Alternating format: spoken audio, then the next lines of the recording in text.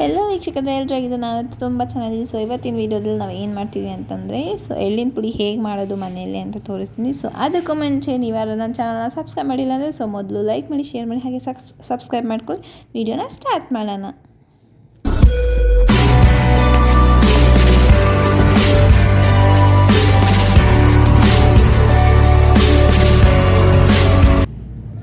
ಮೊದಲು ಒಂದು 100 ಗ್ರಾಮಷ್ಟು ಕಪ್ಪೆಳ್ಳನ್ನು ತೊಗೊಬೇಕು. ಸೊ ನಾನಿಲ್ಲಿ 100 ಗ್ರಾಮಷ್ಟು ಕಪ್ಪೆಳ್ಳನ್ನು ಒಂದು ಬೌಲಿಗೆ ಹಾಕ್ಕೋತಾ ಇದ್ದೀನಿ.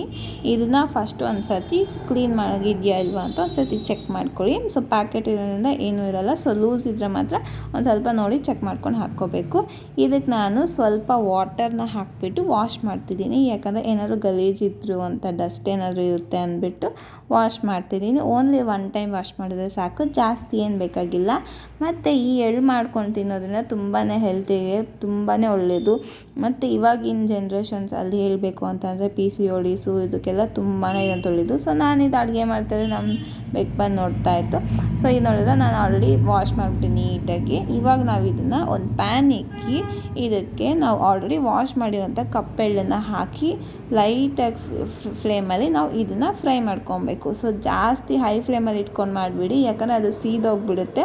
ಅದಕ್ಕೋಸ್ಕರ ಸೀದೋದ್ರೆ ಮತ್ತು ಫುಲ್ ವೇಸ್ಟ್ ಆಗಿಬಿಡುತ್ತೆ.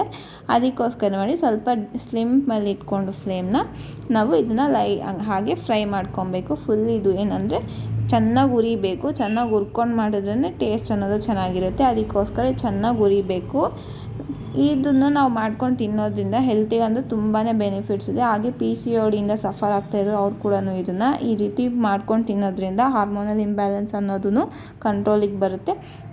ಮತ್ತು ಹೆಲ್ತಿಗಂತೂ ತುಂಬಾ ಕ್ಯಾಲ್ಶಿಯಮ್ಸ್ಗೆಲ್ಲ ಪ್ರತಿಯೊಂದಕ್ಕೂ, ಐರನ್ ಆಗಲಿ, ವಿಟಮಿನ್ ಡೆಫಿಷಿಯನ್ಸಿ ಇರೋದಕ್ಕೂ ಪ್ರತಿಯೊಂದಕ್ಕೂ ಇದು ತುಂಬಾ ಯೂಸ್ ಆಗುತ್ತೆ. ಸೊ ಡೆಫಿನೆಟ್ಲಿ ನೀವು ಇದನ್ನು ಡೈಲಿ ಈ ರೀತಿ ಪೌಡರ್ ಮಾಡಿ ಇಟ್ಕೊಂಡಾದರೂ ಅಥವಾ ಇದರಲ್ಲಿ ಸ್ವೀಟ್ ಕೂಡ ಮಾಡ್ಕೊಬೋದು. ನಾವು ಆ ರೀತಿಯಾದರೂ ಮಾಡ್ಕೊಂಡು ನಾವು ಇದನ್ನು ಕನ್ಸ್ಯೂಮ್ ಮಾಡೋದ್ರಿಂದ ನಮ್ಮ ಹೆಲ್ತಿಗೆ ತುಂಬಾ ಒಳ್ಳೆಯದು. ಸೊ ಡೆಫಿನೆಟ್ಲಿ ಇವಾಗಿರೋ ಕಾಲದಲ್ಲಿ ಇದನ್ನ ಚೆನ್ನಾಗಿ ಯೂಸ್ ಮಾಡಲೇಬೇಕು. ಸೊ ಇವಾಗ ನಾನು ಇದನ್ನ ಚೆನ್ನಾಗಿ ಫ್ರೈ ಮಾಡಿದ್ದೀನಿ. ಇದು ಫ್ರೈ ಆಗಿದೆ. ಸ್ವಲ್ಪ ಇದು ತಣ್ಣಕ್ಕಾಗಲಿ, ಅಷ್ಟರಲ್ಲಿ ಸ್ವಲ್ಪ ಇದಕ್ಕೆ ಬೆಲ್ಲನೂ ಕೂಡ ಹಾಕ್ಕೊಳ್ಳೋಣ. ಸೊ ನಿಮಗೆ ಜಾಸ್ತಿ ಸ್ವೀಟ್ ಬೇಕಂದರೆ ನೋಡ್ಕೊಂಡು ಹಾಕ್ಕೊಳ್ಳಿ. ಸೊ ಇಲ್ಲಿ ನಾನು ಕಡಿಮೆ ಸ್ವೀಟ್ಗಿಂತ ನಾನು ಸ್ವಲ್ಪನೇ ಬೆಲ್ಲ ತೊಗೋತಾ ಇದ್ದೀನಿ.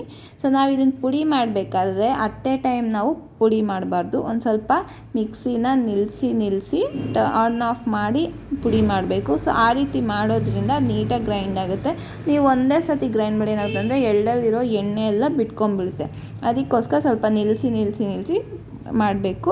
ಸೊ ಫಸ್ಟ್ ನಾನೆಲ್ಲ ಸ್ವಲ್ಪ ಎಳ್ಳನ್ನು ಹಾಕಿ ಮಾಡಿಟ್ಕೊಂಡೆ ಈ ಪುಡಿನ. ಇವಾಗ ಇನ್ನು ಲಾಸ್ಟಲ್ಲಿ ಮಿಕ್ಕಿರೋ ಸ್ವಲ್ಪ ಎಳ್ಳಿಗೆ ಎಲ್ಲ ಸೇರಿರುವಂತಹ ನಮ್ಮ ಈ ಬೆಲ್ಲನ ಹಾಕಿ ಫುಲ್ ನಿಧಾನಕ್ಕೆ ನಿಲ್ಲಿಸಿ ಪೇಸ್ಟ್ ಮಾಡಿ ನೀಟಾಗಿ ಪೌಡರ್ ಮಾಡ್ಕೊಬೇಕು. ಇವಾಗ ಇವೆರಡನ್ನ ಹಾಕ್ಕೊಂಡು ಚೆನ್ನಾಗಿ ಮಿಕ್ಸ್ ಮಾಡ್ಕೊಂಡು ಇದನ್ನು ನಾವು ಫ್ರಿಜ್ಜಲ್ಲಿ ಇಟ್ಕೊಳ್ಳೋ ಅವಶ್ಯಕತೆ ಇಲ್ಲ. ಒಂದು ಬಾಕ್ಸಲ್ಲಿ ಹಾಕ್ಕೊಂಡು 1 ಮಂತ್ವರೆಗೂ ನಾವು ಯೂಸ್ ಮಾಡ್ಕೊಬೋದು. ನಮ್ಮ ಹೆಲ್ತಿಗಂತೂ ತುಂಬಾ ಒಳ್ಳೆಯದು, ಹೆಣ್ಮಕ್ಳಿಗಂತೂ ತುಂಬಾ ಒಳ್ಳೆಯದು. ಸೊ ಡೆಫಿನೆಟ್ಲಿ ನೀವು ಇದನ್ನು ಟ್ರೈ ಮಾಡಿ.